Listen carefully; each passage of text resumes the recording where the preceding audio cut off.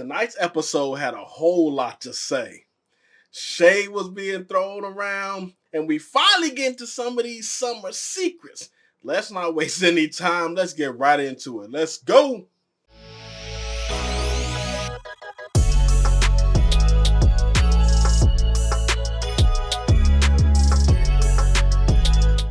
What up, everybody? It's your boy K-RayTV here on K-RayTV, and we are back for another All-American Season 3 recap review. We're going to be going over episode 6 titled Teenage Love, and y'all know we're going to discuss. Y'all know what we're going to discuss. We're going to go through the plot points. We're going to go through a few scenes. We're going to talk about the good, the bad, and the downright disrespectful.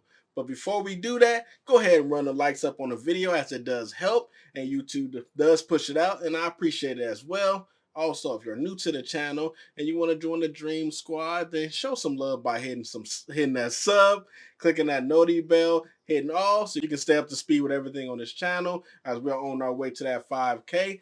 And lastly, share the video like you care. I appreciate everything. It don't cost you nothing. It's a simple step, you know, man.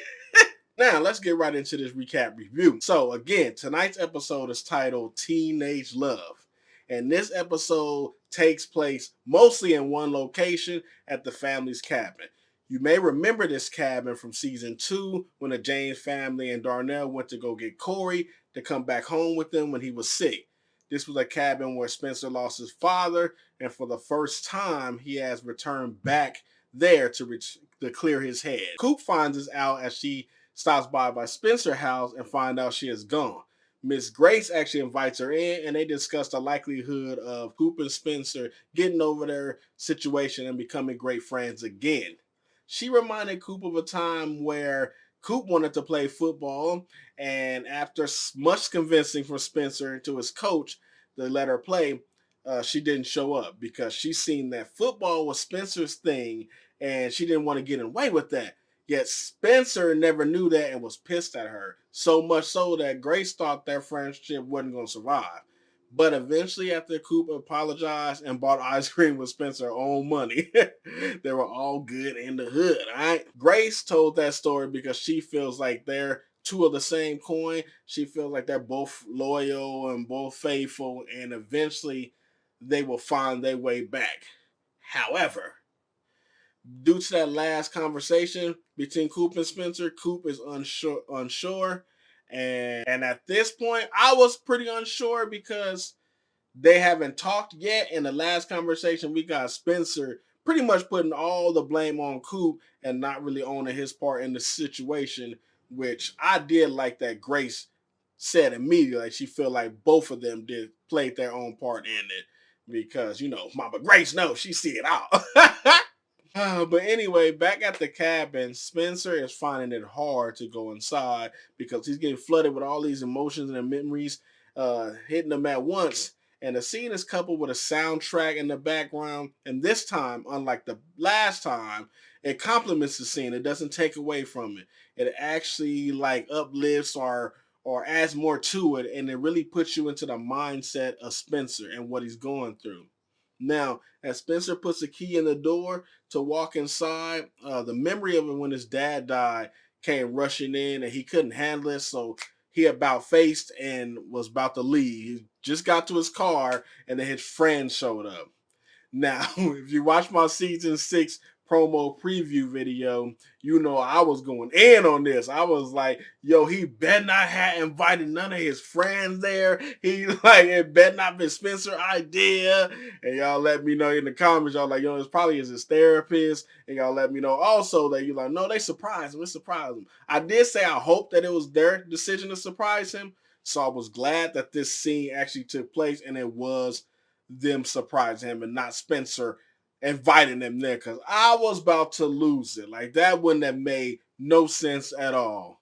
Over at the Baker's residence, during a little girl get-together between Layla and Liv, they're over there having a little bonding moment, and they start discussing what they're going to be doing, and Liv goes over that Asher has this itinerary of things to do with them because they ain't had alone time. And Layla makes a remark saying amen to alone time because right now she is avoiding Coop because Coop and Spencer just had a fall down. She feel like they gonna be weird together. And then also Spencer is at the cabin and he wants to be there alone. So she's there at the moment with Liv. She did say that she offered to go with Spencer, but he wanted to be alone. This leads to Liv actually saying that this is the first time that Spencer has been back to the cabin since Corey died, and it wouldn't be wise for Spencer to be there alone right now. And thus, that is how we got the friend surprising Spencer at the cabin. Now, Spencer from season one would have acted completely different to that sentiment. So it was nice that he embraced it. It shows his growth because we would have got so much unnecessary eyes. So I'm glad it didn't go that route. Now, while Spencer was giving out his thanks to Layla for being there, she in turn tells him that Olivia needs all the credit because it was her idea. And Spencer then gives this little look, and I noticed just another realization that Liv is his end game. Now it's up to Spencer to do the right thing and let Layla know the truth. Let Layla know what's going on because she is all into a situation that Spencer clearly is not. Then it jumps over to Asher and Liv. And Liv thanks him about changing the plans and coming out there to support Spencer. He agrees, saying, that Spencer's a friend and he needs his support. And then they joke about, getting some alone time. And I'm like, Asher, I should slap you. You really think that you gonna get some alone time with Liv at Spencer's cabin with the group, with Spencer processing things? And did I forget to mention Spencer? Come on, my guy. You already messing up. That would have been a no go. It would have had to be some asterisks in that plan. We can go and we can support him because we're a friend, but we're leaving. We're gonna go see the RA, make sure he's good, and then we're leaving. We're not staying there. You messed up. You messed up giving Liv the reins. You messed up. It wasn't no alone time. You should have scratched that out the book. Scratched that out the itinerary. Next scene, we get to see Billy Baker cosplaying as a handyman, trying to fix the garbage disposal at the Baker's home.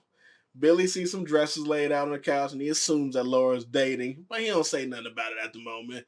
And as Laura goes upstairs, she give a little smirk, a little look back down, a little smirk, and you can see the happiness on her face for seeing Billy being there. And I was happy.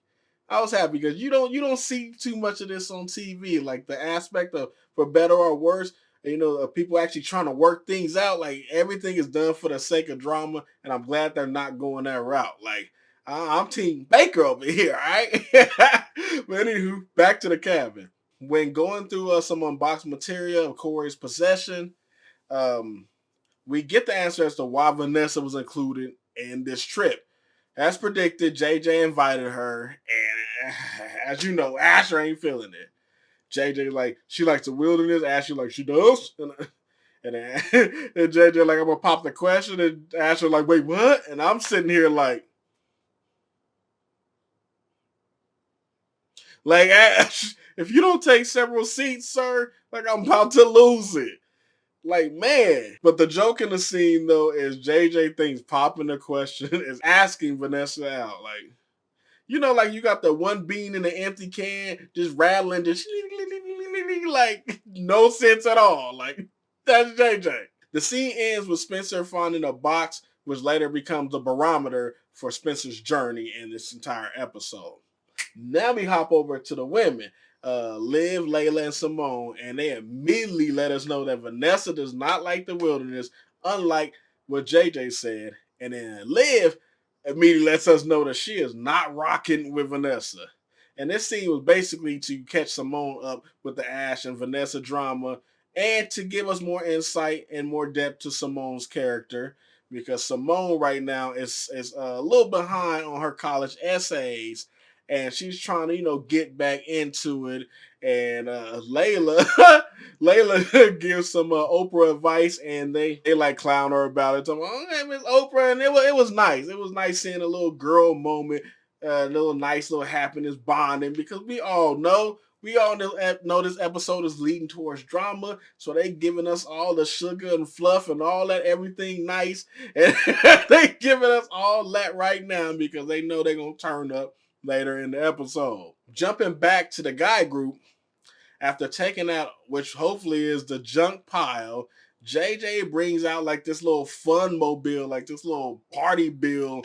It's like, it looks like a grill of goodies, like, and they like immediately grab, which I guess pre-filled water guns, and then they run around just spraying each other, and it looks fun. It looks fun. Reminds me of my childhood.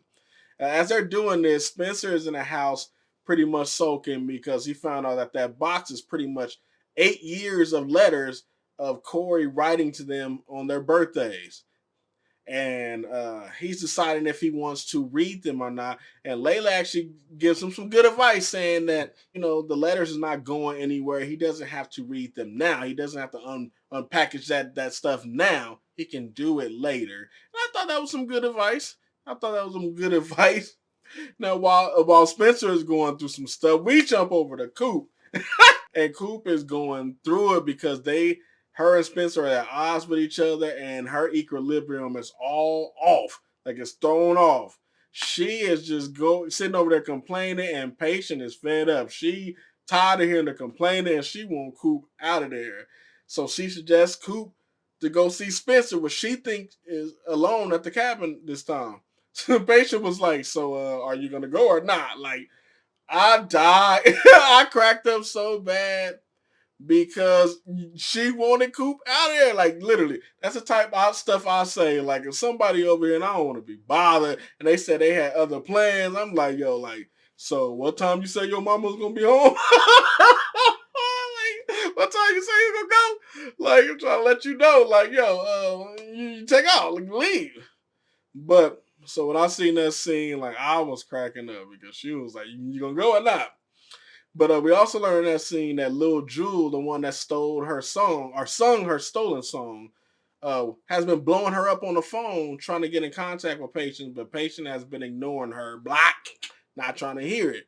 Later on in the episode, though, they actually do meet up, Patient and Lil Jewel is basically trying to mend fences. She's like, "Yo, I did not know the song was stolen. That's not the type of person I am. That's not the type of artist I am." And she really wants to make it up to Patience. So she invites her to go on tour with her, saying, like, "Go on tour with me so you can sing the song how it's meant to be sung." And I think that's a dope idea. I don't know how that's going to go with her being a JP label artist, but I do want to see them get back to some music. Like, I do want to see Patience and Coop, develop more in the music scene. But hey, we'll see how that goes out. The next scene we learn about Simone, and this is like beside her pregnancy. Like, she is applying to Princeton, and Jordan is shocked by it. She used to play tennis, and apparently she was like Serena Williams, like type of good. And she took time off from playing tennis because she thought it was her mom's dream for her. But then she got pregnant, and then after all that time, away from it, she actually misses it and wants to go back to it. And Jordan is actually taken back by this because he's learning that he really doesn't know his his wife, but it's not a bad thing. It's not he's not like being pushed away, taken back. He's actually intrigued, like he wants to know more. Spencer now cracks open the first letter, and he's reading, and he learned that his dad was very angry about the situation, and he's blaming his mom for everything. Like, this is the first time Spencer is getting Corey's thought when Corey was experiencing fresh and raw, and I like that they put that in there. Like, you have to start somewhere. Like, you don't just start off at the finish line. Like, it's not always flowers and roses. Like, sometimes you're angry. Sometimes all you see is red. And I like that he get to learn everything about his dad, because I know this is something that his dad probably wouldn't have told him alive. So he's learning this now through the letters. But anyway, we get another look into the baker's house, and Billy ain't doing so good over that cosplaying. He is jacking up that garbage disposal. But the point here is that Laura and Billy are growing closer, even though they may not see it. But they're spending quality time together. They're laughing, they're joking, and you getting that sense or that vibe that they gonna make it. They gonna make it. So we gonna hashtag they gonna make it, all right? Now let's jump back to the cabin. Everyone is in the kitchen. Well, everyone, all the guys and Vanessa's in the kitchen, and they're deciding on what to cook. And Vanessa votes burgers, and Ash, of course, Ash right on it. Let me get the burgers. And like this leads to a joke of them teasing Ash about when he learned how to cook, like when his dad got broke. And Ash goes outside, and then of course Vanessa and her butt huggers went right out there with him, and she immediately questions their friends and his friends and their jokes, and he blows it off, but she not having it. And just like I'm not having, like every time she talked to Asher, she starts the conversation the same way. Like, the guy that I met in summer, the guy in summer, where's the guy? Summer, summer, where? Guy, summer, summer. Like, come on. Like, bro, I'm so sick of them. They like, maybe you should introduce him sometimes. Like, maybe you should have a seat. Like, maybe you should sit down somewhere. Like, bruh, like, moving on. Spencer continues to read the letter and is having a hard time processing thing. And his boo, yes, I said his boo, comes to lend an ear. And, first off, Liv, I'm loving the double ponytail look. I'm saying. Anywho, Spencer opens up to Liv about the details in the letter. And Asher and Liv look on, watching them two, and they wondering what's going on. Asher questions like what did they miss during the summer before being called away, and Layla stays there to watch what's going on. And as she does, Liv continues to give great advice to Spencer, saying the letter was a gift for him to continue to learn about his dad again and how he moved past his anger. And this is what Spencer needed. And Layla now knows that too, as her heart breaks as she watches Liv walk off and Spencer smile and start reading more letters. This is the turning point in the episode. With all the birds singing, the flowers blooming, the sun shining, the skipping, just along the riverbed, like all that, like that comes to a halt. That comes out the hope, and true colors are about to spill out. Now, Liv goes inside to try to talk to Asher, and she's trying to set up some quality time with her, and he like immediately snaps at her, talking about, "You sure you're gonna be free? Like, Spencer might get a splinter, and he might need help." And then he says, like, "Why does Liv always give Spencer what he needs?" Excuse me, Mr. Pot. I know you not talking. Like, I know you not talking. Like, ain't you and Vanessa supposed to be having several seats? But it doesn't stop there. Spencer comes around and he all happy now and he wants to play games, and Layla's sitting there hot, just boiling, just steaming. And she's like, "You seem happy." And boy, she is not playing. And Spencer not even picking up the vibes at all.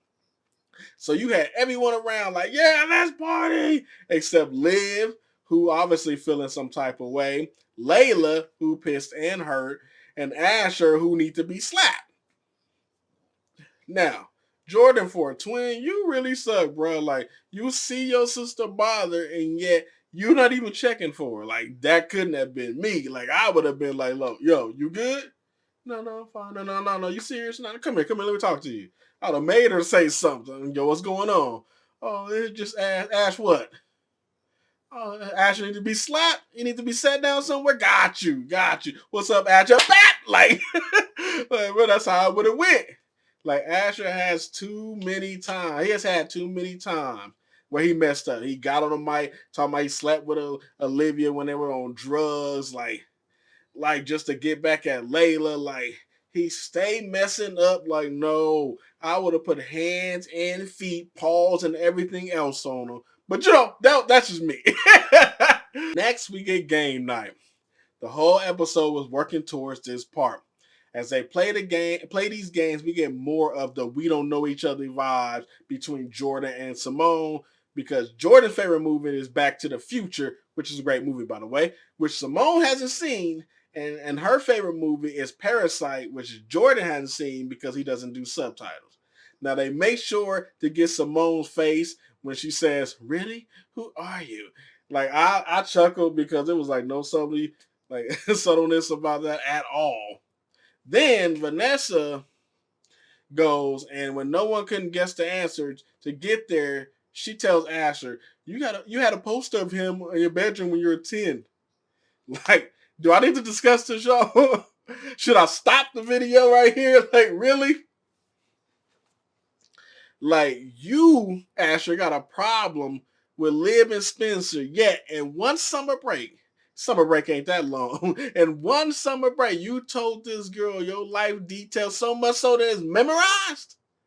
It's one thing to like learn about people, but you got it memorized to where you bringing it up. Like, remember that poster you had in your room? Like, nah, couldn't be me. Couldn't be me. Like, she should have been slapped too. Like, Liv should have got up and three-pieced her. Beep, beep, beep. Well, green bean and some yams. Like, oh my goodness. But she Liv, that's my boo. She being respectful. But if I was there, bro, I would not be having it. I would have been like, nah. But while all this is going on, Layla's not having. She ain't even playing the game at all. Then Vanessa tries to turn up by bringing in alcohol, and Spencer like, y'all, we're not drinking this weekend, and y'all gotta catch it, like, cause it's quick. If you look, Layla gives Spencer this look, and bro, if looks can kill, but like. Vanessa then says, she didn't know about it, and then of course you gave her a little comment, little little jab back, saying like, pretty much like, how would you know type of thing. And then to try to save the moment, JJ brings out like a non-alcoholic drink, some jalapeno or jalapeno pickle juice, little sponsor up in there, free sponsor, and they end up playing Never Have I Ever. Now, this game is not a game you play with people that got secrets on their mind. Like, this is not the game you play, but yet they did it. I was like, oh, here we go. Now, the back and forth looks in this scene was priceless. They asked a question about, like, have you ever said I love you just to get some? And everyone fell except for Spencer. And then JJ like, Layla, you are so lucky. Insert look from Layla, insert look for Liv. And of course, you had Asher and Vanessa talking across the room, and then insert look for Liv. But the turner was when Simone asked the question. She said, never have I ever went to Vegas and bought $300 pair of shoes. Then she says, Liv, don't be a cheater. Drink up. Like, called her out. Bruh, insert look from Asher, insert look from Layla, insert look for Liv. Like, bruh. And then JJ, JJ, the same of the moments, came in trying to say the moment again. And he asked the question, which leads Jordan to drinking and explaining why he ran around the football field naked. And Jordan basically detailing what happened and says that, Asher was the reason behind it, that he always messing up. And Vanessa gets offended by, and she decides to get out her seat, the seat she was supposed to be sitting in, and defend her non-man. And say, never have I ever crapped over folks that's supposed to be my friends.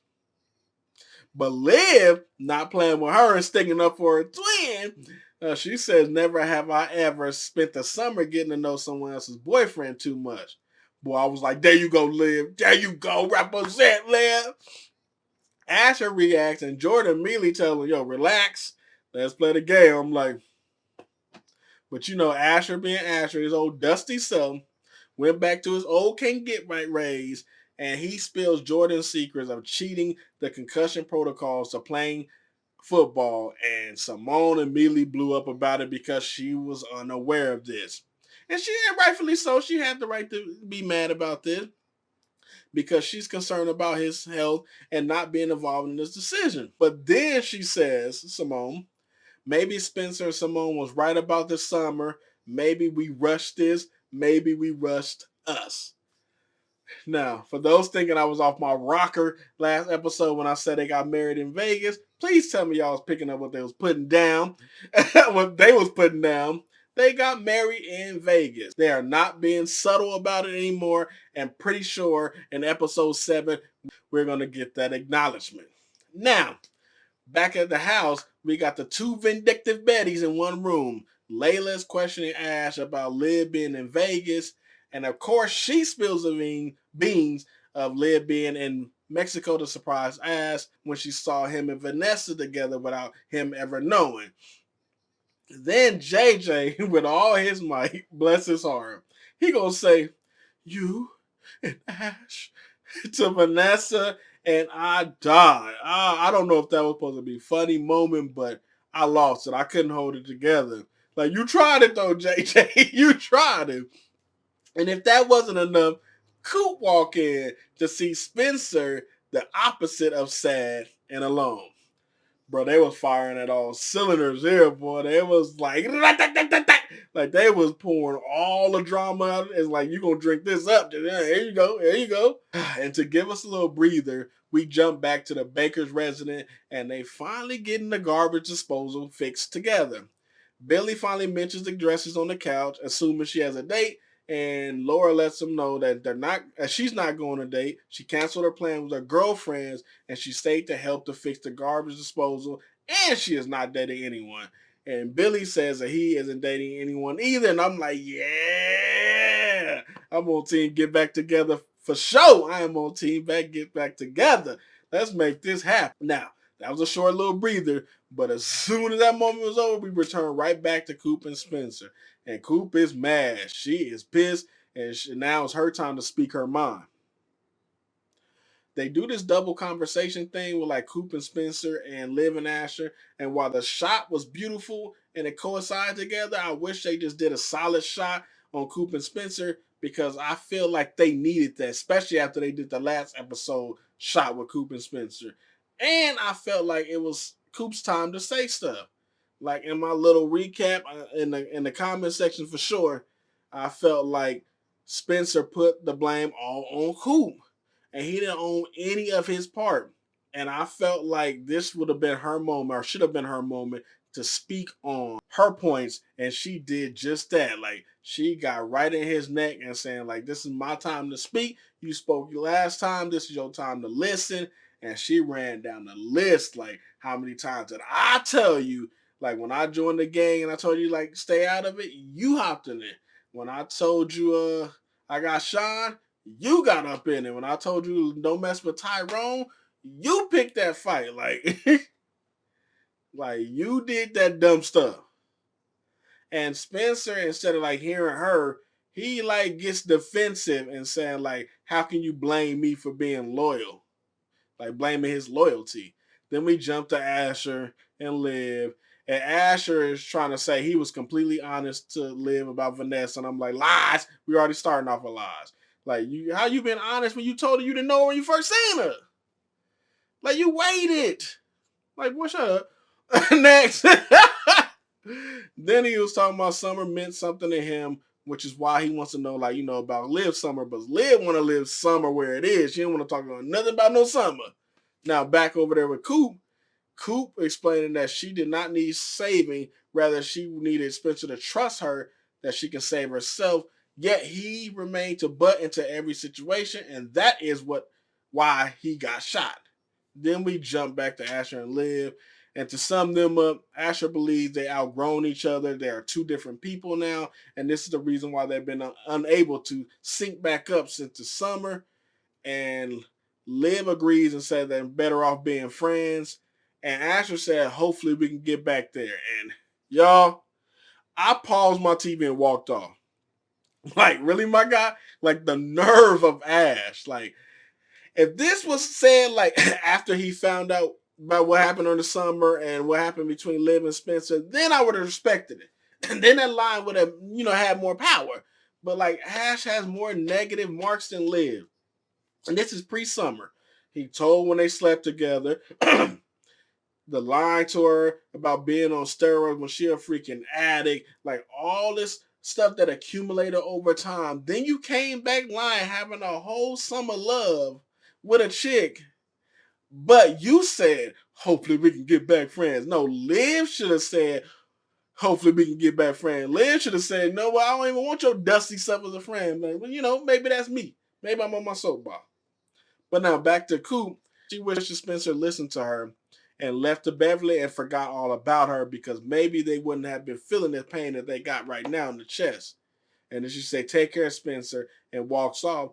And Spencer finally musters some words and said, after the fact, I'm like, you too. Before I speak on Spencer, let's just wrap this thing up. Spencer and Layla are talking as they get ready to leave. And Spencer says him and Coop said everything they had to say, and there's peace in that.